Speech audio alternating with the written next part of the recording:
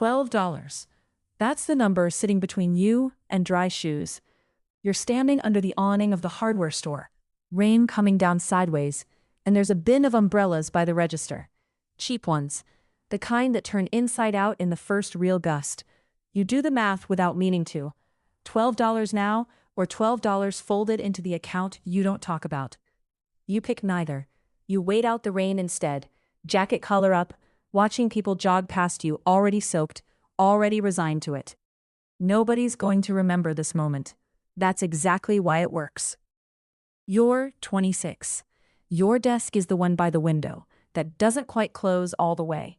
And in October, that matters more than anyone tells you when you take the job.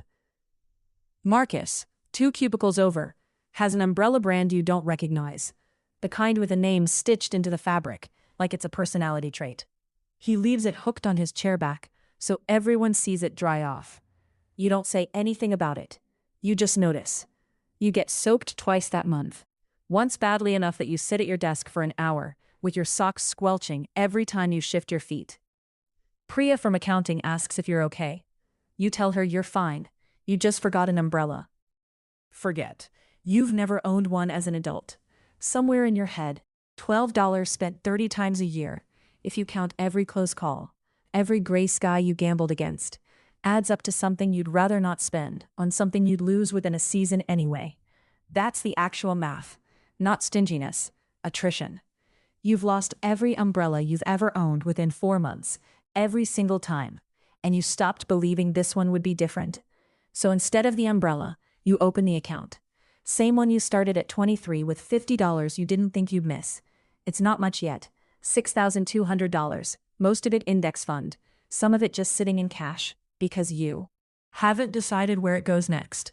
You add $40 that Friday, not because of the umbrella specifically, just because Friday is the day you always add something, rain or not. Marcus asks you once, half joking, why you never carry one. You tell him you like the walk. He laughs like it's a bit. You let him think it's a bit. The first flood warning comes in March, 2 years later. You're 28 now. It's not the kind of warning anyone takes seriously at first. Local news runs it at the bottom of the screen, under the sports scores. Rivers rising. Excess rainfall expected. The kind of language that's been wrong before, that's cried wolf enough times, that people stopped changing their plans around it. You've read your renter's policy exactly once, the week you signed the lease, mostly to see the number at the bottom. You remember it covered fire, theft, some water damage from burst pipes. You don't remember it covering flood. Because it doesn't. Because almost none of them do. Because flood insurance is a separate policy nobody explains to you when you're 24 and just trying to get keys in your hand. You found this out not from a landlord or an insurance agent, but from a night 3 years back when you were bored and read your policy line by line instead of scrolling your phone before bed. $22 a month for the flood rider. You almost didn't add it. It felt like buying insurance against a hurricane in a place that doesn't get hurricanes. You added it anyway, not out of fear. Out of the same instinct that keeps you from buying the umbrella. If it's cheap and boring and nobody notices you doing it, it's probably worth doing. The rain starts Thursday and doesn't stop the way rain is supposed to stop. By Friday night, the storm drains on your street can't keep up. And by Saturday morning, there's water in the parking lot of your apartment complex, high enough that someone's sedan is sitting in it up past the wheel wells, not moving, just sitting, engine flooded, dead where it's parked. You're on the second floor. That part was luck, not planning, though you'll spend years afterward not fully admitting that to anyone. The people on the ground floor aren't so lucky. Before maintenance gets the pumps running, and one of those units belongs to Danny, who you know from the leasing office happy hours, who complained once at length about how expensive renter's insurance felt for something he'd probably never use. You find out later, secondhand, through the group chat that exists for exactly this kind of news, that Danny's basic policy covers almost none of it. The water damage exclusion sits right there in his paperwork. The same paperwork everyone signs and nobody reads. The same fine print you only know because you got bored one Tuesday night 3 years ago. He's asking around, trying to figure out what he's supposed to do next. Nobody in the chat has good news for him. You don't say anything. Not because you're hiding it. Because there's nothing to say that doesn't sound like bragging. And you've never once wanted to be the person standing in a flooded parking lot explaining that you saw this coming. Your own unit is fine. A little water under the door that a fan and 2 days handle completely. You lose a rug. That's it. That's the whole cost to you. A rug you didn't like anyway. The adjuster comes out that week for the building, moving unit to unit with a clipboard and the specific tired patience of someone who's done this 100 times this month alone. There's almost nothing to adjust. She notes the rug, takes a photo, tells you the flood rider will cover it, no deductible drama, no fight. 20 minutes, and she's gone. You think about the umbrella again that week, randomly, standing in line at the pharmacy. $12 you've saved, maybe 30 times a year, for 5 years running. Call it $1,800 total, generously.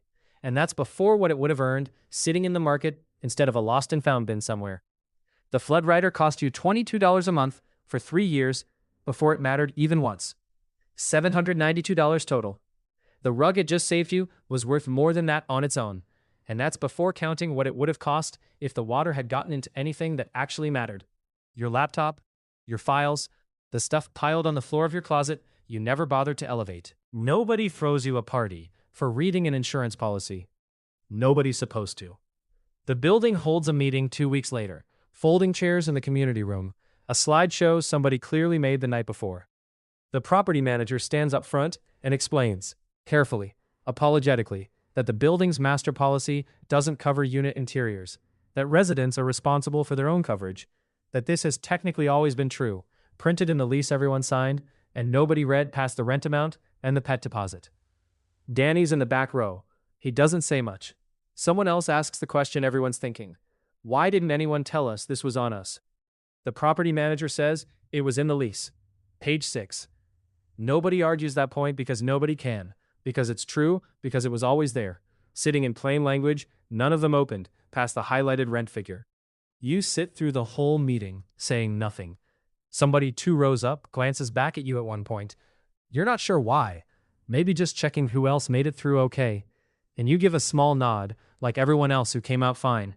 Like it's just luck. Because saying anything else feels like rubbing it in a room full of people doing math on damage they can't afford. After the meeting, Danny catches you in the parking lot, the same lot that had a car sitting in 3 feet of water 2 weeks earlier. He asks, almost casually, if you had the flood thing. You say, yeah. He asks how you knew to get it. You tell him the truth, which is that you read the policy one night out of boredom, and it seemed cheap for what it covered. He goes quiet for a second, the way people do when the explanation is smaller than they expected, and somehow, that makes it worse. Not a system he missed. Not bad luck. Just an evening he didn't spend the way you spent yours. He doesn't ask anything else. You don't offer anything else. That's the whole conversation. You're 29 the following spring, and the raise that comes through is modest. 4%, the kind of number that reads as almost nothing until you actually run it against your rent. You don't buy anything to market. You bump the transfer up by $60 a month and go back to not thinking about it, the same as every raise before it. Marcus asks if you're coming to the thing this weekend, a rooftop bar downtown, $25 a ticket before drinks. You say you can't make it. He shrugs. He's stopped asking twice a while ago, the way people do once they've learned your answer without needing to hear it. You still haven't bought an umbrella. You've started keeping a cheap plastic poncho folded in your bag instead, the kind that costs about $1.50, and you don't feel bad losing. It's not dignity. It's just math, wearing a different shape. By 30, the account crosses $61,000. You know this because you check it the way you check anything boring and reliable. Briefly, without ceremony, the same app open for 4 seconds before you close it and go back to whatever you were doing. There was no single year that did it. It was 60, 70 months of the same transfer landing, whether you felt like it or not, including the 4 months 2 years back when the number actually dropped, and you didn't touch it, didn't panic, just let the automatic deposit keep buying at a price that looked wrong at the time and looked fine a year later. You get a call that spring from someone at the brokerage, a first for you. A woman named Renata, who says she's reaching out to clients approaching a certain account threshold to see if you'd want a portfolio. Your mother calls that weekend, the way she does after any storm makes the regional news, asking if you're okay, if the building's okay, if you need anything. You tell her you're fine. You don't mention the rider, the policy, the $22 a month. Not because it's a secret, just because explaining it turns a small habit into a whole conversation, and you'd rather keep the habit than have the conversation. You're 32 when you move out of the apartment for good, into a small house 2 towns over, the kind of place that needed a new water heater and nothing else dramatic. You buy homeowners insurance this time, obviously, standard stuff. But you read the flood zone map before you close, the actual FEMA map, sitting at your kitchen table one night with your laptop, zooming in on your own street, the way you once zoomed in on a fine print paragraph in a rental policy. The house sits just outside the highest risk zone, close enough that you add the rider anyway. $28 a month this time. Homes cost more to insure than apartments, but you don't blink at it. You know exactly what $28 a month buys you, because you already watched it work once.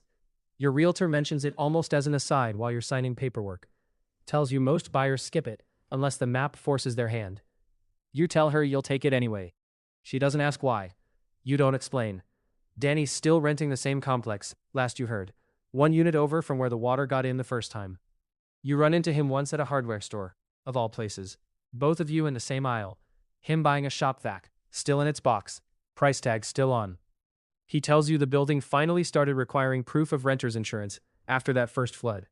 A line item nobody could dodge past a certain date. He got the basic policy this time, the cheapest one that satisfies the requirement. You don't ask if it covers water. You already know the answer. The same answer it was 3 years ago. He doesn't ask you either, this time. Some conversations only need to happen once. 2 years into the new house, another storm comes through.